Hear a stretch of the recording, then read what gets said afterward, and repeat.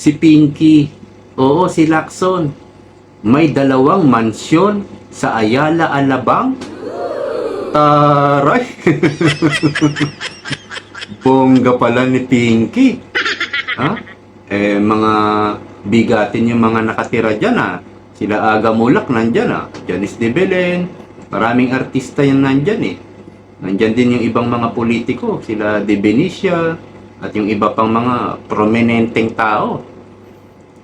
Ibang klase pala itong mansyon ni Lacson. Yung isa, nagkakahalaga ng 150 million.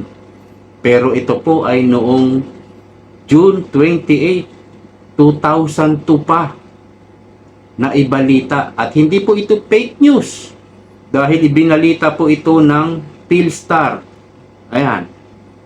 Ipapalabas natin sa screen. Lacson's 150 million mansions barred.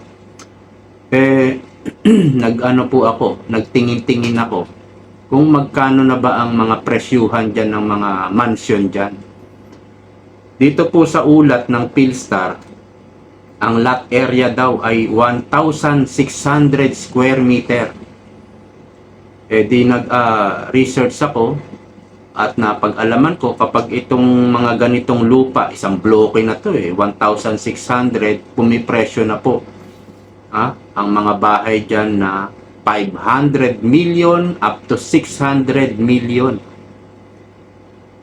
Ito po yung balita ng Philstar. A team of Police and Justice Department investigators showed to journalist video. May video footage pala ito. Featuring Lacson's 3-story, 10-room, 3 palapag na mansyon at 10 kwarto mansion on number 233 San Jose Street in Ayala, Alabang, with a lot area of 1,600 square meter. Ayan, may address. 150 million noong 2002. Pero ngayon po, yung mga ganyang klaseng bahay nasa 500 to 600 million na. Ibang klase pala. Kasi may sinasabi si Lacson, pakita lang natin, no? Para maganda mababasa nyo rin. Ayan, no? Mamamatay ako na hindi ako corrupt na public official. Mamaya sasagutin natin yan. Pero dito muna tayo sa kanyang bonggang mansyon. Dito nga po sa balita, yung isa 150 million noong 2002. At ito naman yung kanyang second mansion, pangalawang mansion, valued at 60 million to 65 million, is located on number 280 El Grande Street, BF Homes, Parañaque City. It allegedly serves as Lacson's office and guest house. Ginawang opisina at guest house. Sino kaya ang mga guest dito? Mga artistahin ba yung mga guest dito? It is where he receives and entertains visitors. Aba, tanggapan lang pala ng mga bisita itong isang mansyon na ito. Friends and business partners, an investigator said. The investigator said both properties were never listed in Lacson's yearly statement of assets and liabilities. Hindi po laging nakalista. Wala po ito sa salin ni Panfilo Lacson. Noong time na po ito, siya po ay PNP chief PNP sa panahon ni Erap. Naupo si Erap 1998. So 99, 2000, 2001, 2002, 4 years. 4 years, dalawang mansyon. Sa pagkakaalam natin, kahit ikaw ay chief PNP, ang bilis mo namang umasenso, ang bilis mo naman nagkaroon ng mansyon. Magkano lang ang sweldo ni Torre ngayon? Sa ngayon, lalo na nung 2000 o nung 1998, magkano lang ang sweldo ng Chief PNP. Para maka-afford ka ng 2 mansyon. Ngayon, noong panahon na yon, nakaladkad na rin po sa ilang mga di umano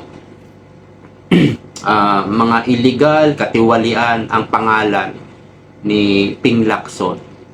Andyan nga yung Kuratong Baleleng, Daser Corbito case, yung mga rob out na mga bank robbery, kung saan siya yung chief PNP na pinaghihinalaan na ito ay parang sindikato.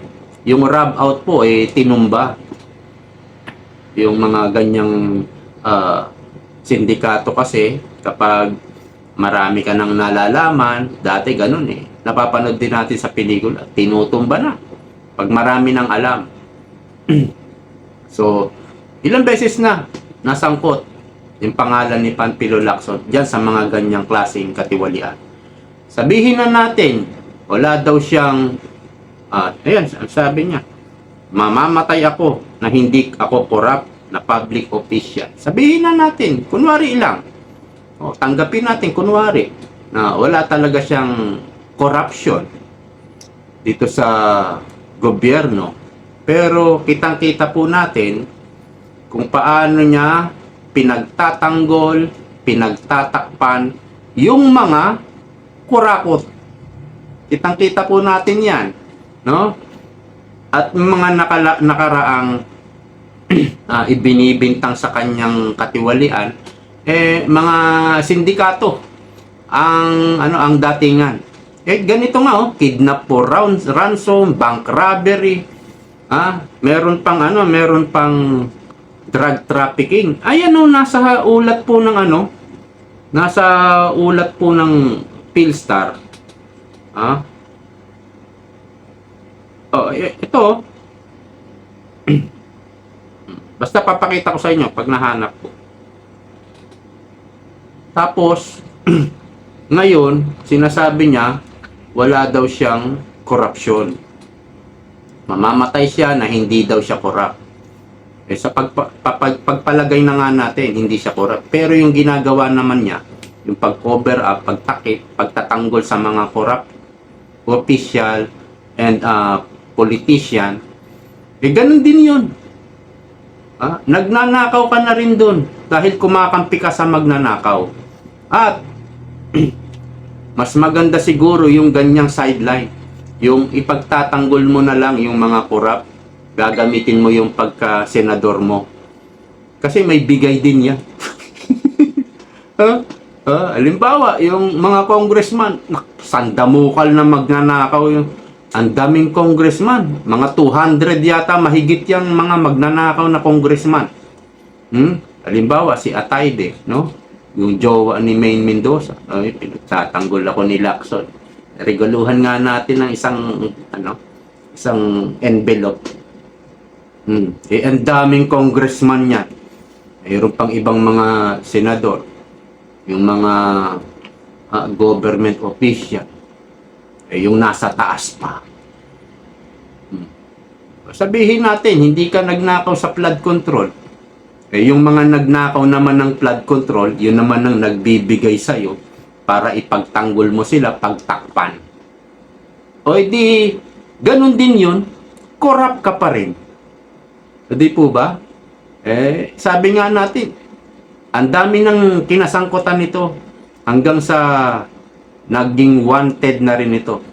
Nilabasan na po ito ng warrant of arrest at nagtago. Mahaba lang kasi itong balita. Pero ayan, yan mga nakalagay diyan sa balita.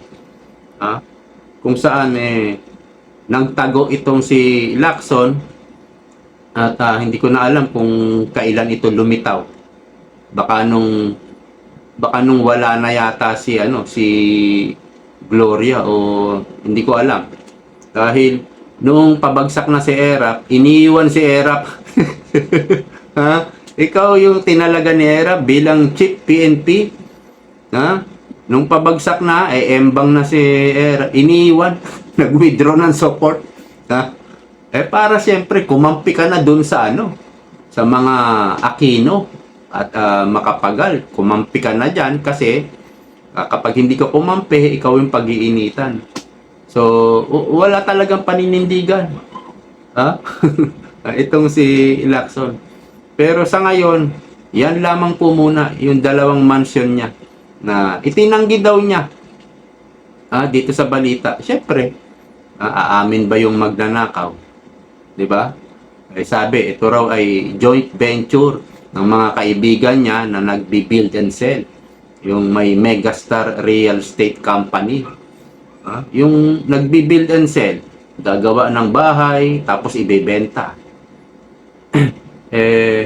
Mayroon na pong may nakala po yung DOJ na mga ebidensya, may video footages pa nga kung saan ikaw yung may-ari.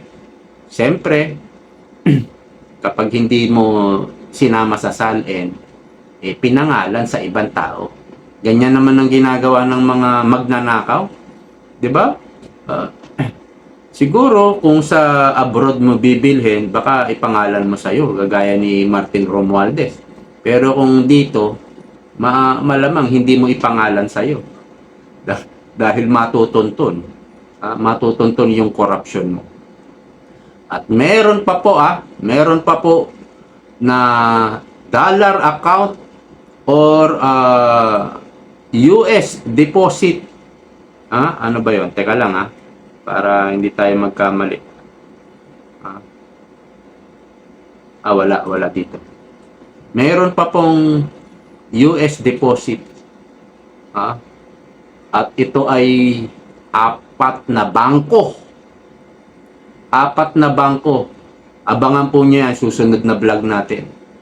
Meron pong bank account, deposit bank account, si Lacson, na 4 na bank accounts kung saan ito po ay kinumpirma ng FBI.